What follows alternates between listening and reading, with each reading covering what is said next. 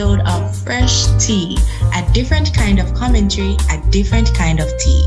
Your morning podcast hosted by G3. I am Micaiah Morgan. I am Ashley Purdy Smith. I am Kadis Reed. And I am Ishmael Chantalou. In this show, we not only spill the tea, but share our thoughts on some of the latest and trendy topics, as well as societal issues in our country today. So, Ashley, what do you think about all that's happening in the news? Firstly, we can all agree that the news has been quite depressing lately. I mean, from the increase in crime rate, the vaccine, not to mention violence against women. Ishmael, which of these topics do you think we should tackle today? Because there's been so much going on. I mean, you are definitely right, Ashley. There's been a lot going on in the country for the past year, I might say, right? From COVID being in Jamaica. Yeah. Right now, biggest issue I see in Jamaica besides COVID and is the violence against women today. Yep. It seems to be I'm gonna say growing issue for now, right? It's been an issue that's been going on. It has become so unfortunate. It is so sad to see what is going on in our country and what the men are doing to our females. It's a very unfortunate issue. Kedis, what do you have to say about this? I must say, Ishmael, you picked a fitting topic for today's show. Seeing the current events we have been facing in Jamaica, this topic is current and is very important because violence negatively affects a woman's general well-being. It prevents women from fully participating in society because, we're always on the lookout, we have our guards up, and we never fully know who to trust. That is so true. And we're seeing a lot of this in the news now. And I think I'm trying to put this in the right word. I think since the whole case with Canis Jackson, a lot of Jamaicans are standing up now and they're protesting, violence against women and all of that. Stop it and so forth. And with the teacher, Natalie Dawkins, the Clarendon teacher, that was so sad, that incident. It was a real eye-opener. Yeah, but I think with these issues, if you notice that there are time periods in the year that these issues become very heated in the public, social media gets in an uproar, and I think that it has become more common for us to speak out about these things, but I still don't think we're there yet. I mean, at this point, we really should be aiming for a change. But currently, I'm not seeing much of that going on, especially with the situation with the George Wright beating the female. Listen. They took that to court and the case was just dismissed. Nothing was done. So it leaves the question in my mind, like, what example is being set? Exactly, Ishmael. I share the same sentiments on that. Because if you are, in such a position, you shouldn't be above the law. You should be setting an example. And, to be caught up in such a saga, it is just double standard, and it's like contradicting what you are trying to tell persons in society. Very. And the World Health Organization had some points regarding violence against women, and one of the points in the article stated that a lot of the incidents where there's violence against the women are actually from persons they're in a relationship or even just in general, there are persons in their families, just friends, family, intimate partners, anything like that. It's usually someone we know. But typically, we tend to fear strangers because there are cases where, me, for example, if I see a group of strange men in an area that I don't usually see strange people in, like in my community, I am going to plan a whole route. I'm planning an exit route. I mean, it shouldn't really have to be that way. Am I right? Because as men, speaking from my perspective as a man, right? I grew up like this. female is there, I should be protecting the female. That's how my mom grew me. That's how my mom grew me. Am I right? So it shouldn't be a case where our females should be walking the streets and see some females and see some males and want to take a different road, or see a taxi driver and there's only men in the car and they don't want to drive with this taxi. Right. Yeah. There's no females in the car. You're not catching me. This car And Ishmael, I think we get this fear too, because it's as if when you see the group of men and you want to walk past, it's not that you don't want to have manners, but you feel like if you say something to them, you're probably attracting them in a sense. That's when it's. And then when Jamaicans have this tendency to believe that once you don't touch a female, you aren't harassing her. Exactly. So they can say anything they feel like, and it's not harassment because they put their hand on you. And harassment can work sometimes when you just want to live your life and people just bombarding you with loose words and loose stuff. Exactly. It's unnecessary. I mean, in that sense, I'd have to say, really and truly, the things need to be done about these situations. Because in America, if a person even looks at you a certain way and you don't feel comfortable with it, persons can be forced to get restraining orders, especially if these persons keep harassing you. And I don't see much of that action being taken here in Jamaica. And I think we take it lightly. Should be. Yeah. I don't even think. I know we take it lightly. Yeah, we take it lightly. But there are a lot of risk factors involved in what leads persons to want to be violent towards women specifically. Like, what can really cause someone to just get out? What factors really put them? I mean, in this situation, it really stems from where you grow up, who grows you. I mean, it's all culture. A young man will see his father treat his mother a certain way, and he's going to believe that is the right way to treat a female, especially if there's no one there telling them, look, this is not the way to go about doing things. What your father is doing is wrong. Someone needs to say something to your father that this is wrong. Teach your son how to grow. Don't show your son that, hey, it's okay to beat a woman. No, because in the long run, that's only going to get you in more trouble. Yeah.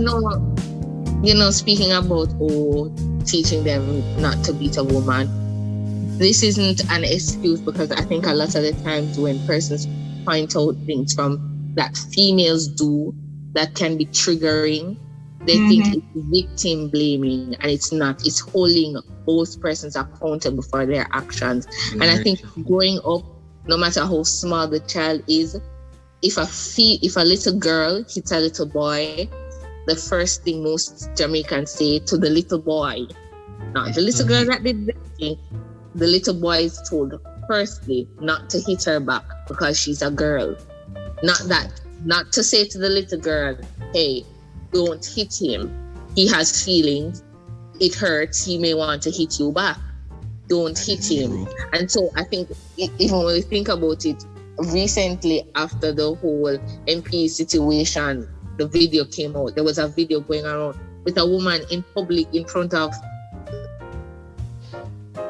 It was just a very public place, many stores, vehicles passing, and she was just actively hitting the man, and he was just taking it.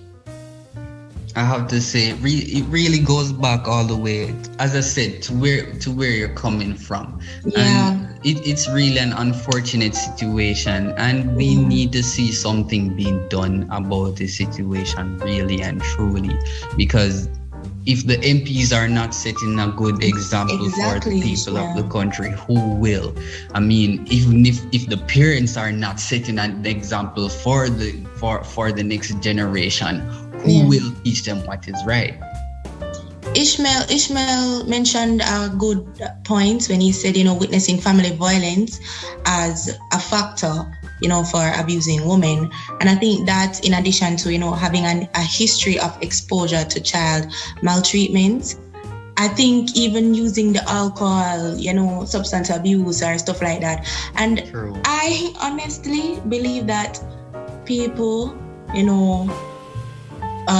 for example, rapists, I believe those people have some mental disorder. I don't believe you can be in your right mind and do something like that. I agree. Something can right understand it. mentally.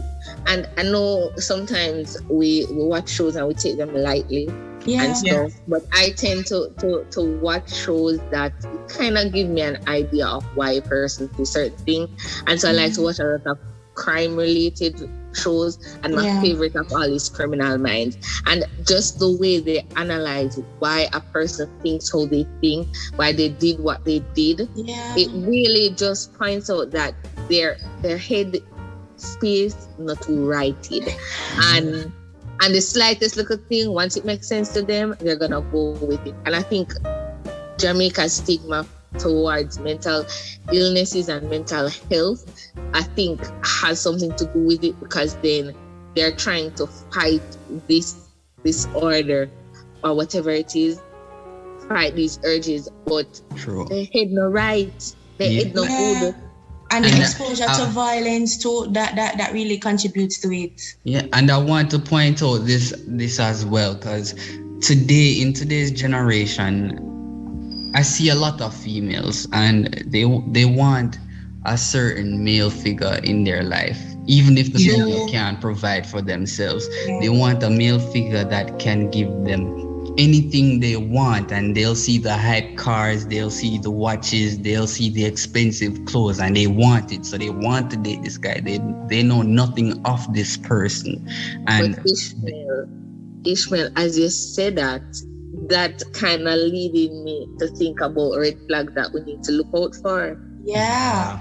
That is a major. You can't just run into a relationship, right? You have to think about who is this person. Sit down, get to know this person. Go out for coffee, be in the public. Don't just rush into moving in with a person not knowing who they really are. I mean, Ishmael miss out the dating scene. We just jump right into relationship. Yeah.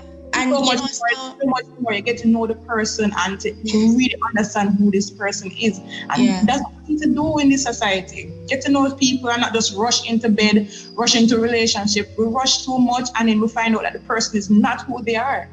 I totally agree. Guys, speaking about red flags, spreading the gospel of God, love, marriage, and family is a couple who has taken social media by storm with fun, inspirational realness and education. These lectures and media practitioners, Brian and Basillia from the YouTube channel Stuff from the Cuffs, have been married for 7 years, and the ups and downs of their marriage have been scrutinized by the public.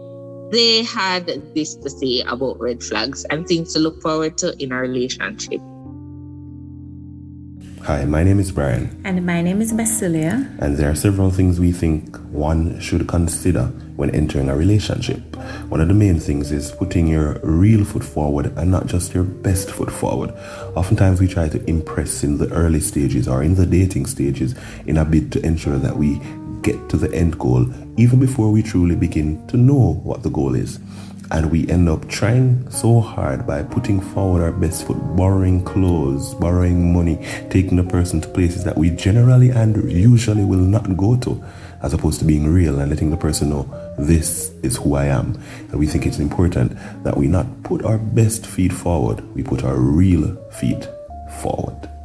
All right, another thing that I think we should consider is just gauging our expectations versus how things will actually be in reality. And this is where open communication will come in. And this can be linked to so many different aspects of the relationship, from finances to how the house will run to even just the marriage in general. A lot of times we go into relationships and go into marriages expecting certain things without even communicating them to our partner. And then when those expectations are not met, it causes a problem. So for us, we strongly believe that expectations can hurt relationships, and so we need to be careful about those things we expect, especially those that we expect without communicating, and so gauging our expectations versus how things will actually be in reality. And we also believe that communication is important. You need to have the difficult conversations. You need to ask the difficult questions. You need to ask the real questions, not just the surface area. We need to cover the in-depth questions. So communication is a big one. And we have to remember, they say men are from Mars, women are from Venus. So communication lines will be different. But not because it's different means it must not happen. Because it is different, we should make an even more vested interest in ensuring that we communicate the right way. In addition to that, it's also important that we remember to focus on our relationship, not everybody else's. Focus on your relationship, because at the end of the day, what is your relationship and what makes up your relationship will be different from everyone else's. There will be some commonalities, but there will be a lot of differences. On the point of red flags, some of the red flags that we think are, ignored at times are how persons react in certain situations, especially how they react when they are upset. A lot of times we tend to ignore the signs that come as it relates to how people react in anger.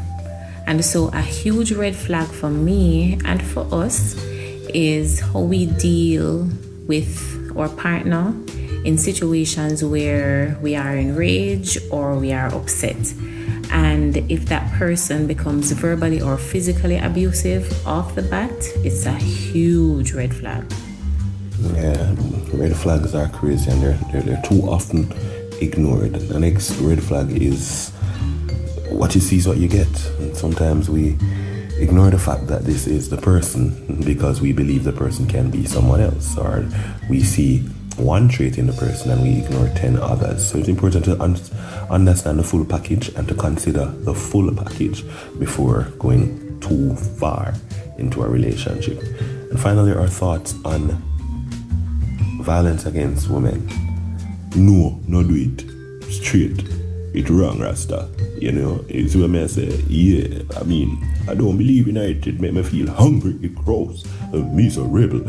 Yo, what am I deal with? And a woman in my treat, so yo. Anyway, on a more serious note, it is something that should be unthinkable. It is something that is a disgrace. It is something that is despicable.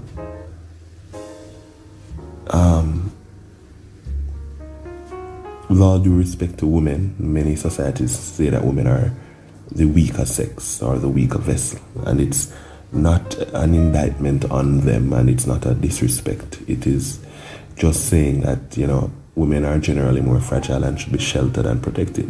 And we don't mean sheltered like put away, but when we see how some men have been treating our women, it is a disgrace. And words can't ever truly express how I feel about it.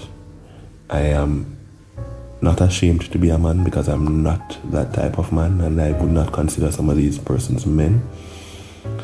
But it is a serious situation as we look at the mental health of some of these men and the upbringing and socialization of some of them.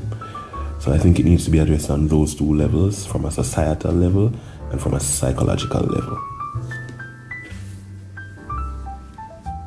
Brian summed up all I would have said, and being parents to two girls is something that we are very passionate about and very sensitive to in terms of what's happening in our society. And so we just hope and pray for better days and that things will change. But off the bat, it's unacceptable and it's not something that we can condone as a society. Yeah, guys, so that was Mr. and Mrs. Cuff. Wise people, good people say violence against women, that is something that we cannot condone and we will not condone it. Ashley? So another red flag that I can think of is... No, wait, Ashley, yeah. I want to say this. So Ishmael said something about, yes, the red flags thing about, not rushing into a relationship and so forth. I know, I don't know if you guys see the meme where like they said they pray to God for the red flags, and when God show you the sign and you ignore it, yeah, you're like, that is not it, the flag orange. That and I think we are so the sign not affect me. Hey, yeah, that is because you love him so much, you're blinded. It's like you're blinded by love. And I really think we as women, we think that we can fix men, we can build a man, and we just ignore the signs and say, you know what, I can change him into who I want him to be. But he's showing his true colors. Accept it. Hey, it's one thing I can tell you. A man won't change for you unless he wants to change for you. Amen, Ishmael. Same goes for a female. A female will not change her ways for a male unless she decides she wants to change for that male. Amen to that. And another important point, before you expect a man to respect you or a woman to respect you, you have to first respect yourself. And a lot of women, you have low self-esteem, and it's like you're looking for love and you want to be accepted. So you just pick up anybody who is willing to give you the love, quote unquote love. True.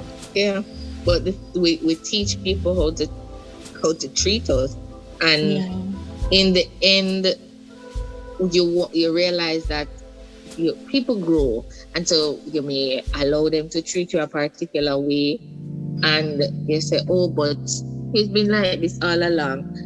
Maybe we'll soon change because you changed, not because he's doing something different, but you changed, and so you expect him to change as well, to adapt to the changes that you made. But you have to realize that if you don't nip something in the bud, it's going to continue and it's going to fester, and it's not going to just get up and change like that just because you think you should. Yeah. That is very true. Very true. But at the end of the day, it still boils down to what Ishmael mentioned earlier in our discussion. It still boils down to where you're coming from. How parents have a big responsibility. When you bring a child into this world, it's nothing to take lightly. You need to train. You need to teach your boys how to take care of ladies. Stuff like that. We always, parents always teach their daughter how to cook, how to clean. This is how you're going to share your husband food. You wash for him, all of that. And then the men, they're always outside, but they need to know the little things, how to nurture a woman and, to be compassionate and to show some level of emotion, because, them always are tough. Like, I really think it stems from the way how we grow people in the Jamaican society. But guys, this has been a heated convo. This needs more time, man. Very heated convo. Yeah, unfortunately, we don't have enough time, right? But don't have enough time at all. Mr. and Mrs. Cuff made some valid points, guys. Something we can all learn from. And I actually hope our listeners did take something from what was said. I mean, it was a mouthful. Violence against women can be prevented. And I will repeat, violence against women can be prevented. It stems from the home. Parents, you need to train your young men, train your young women how to treat each other. And I honestly believe society has a lot to do with it. Definitely. I really think laws should be put in place. I really think there should be some kind of repercussion of what you do to women and just people in general, because we can't go around treating people badly. We need to love each other as we want people to love us, right? Yeah, true. Comes from the Bible. True. I mean, in this, I really have to say, I pray for the day when the mentality of our men and our women change. I hope to see when the laws are really being enforced, especially in this situation when something is being done. Because as I said before, if an MP can beat a woman after everything that has been going on in this country and there's still no resolve, there's something seriously wrong. And I pray for the day that I see a change being made in regards to that. And Ishmael, I do believe that we're gonna get to that place because conversations are being had. People are more upset about it. I mean, yes, we have a long way to go because there's still persons who are saying, oh, if something happens to someone and they can't come forward and say who exactly it is, they need to shut up about it. We still have a long way to go, but at the same time, it's a good thing that we're able to openly have these discussions. And I hope that these discussions happen on the roadside, in the shops, hairdressers, supermarkets, everywhere, so that persons are realizing how important it is. Well, folks, that's it for today. Thank you for tuning in to Fresh Tea, your morning cup of the latest trendy and societal issues in Jamaica. Tune in every Tuesday and Friday at 10:30 a.m. with G3 for another edition. I'm Ashley Preddy Smith. I am Mikaela Morgan. I am Katie Reed. And I am Ishmael Shansloop, and this was Fresh Tea, a different kind of commentary, a different kind of tea.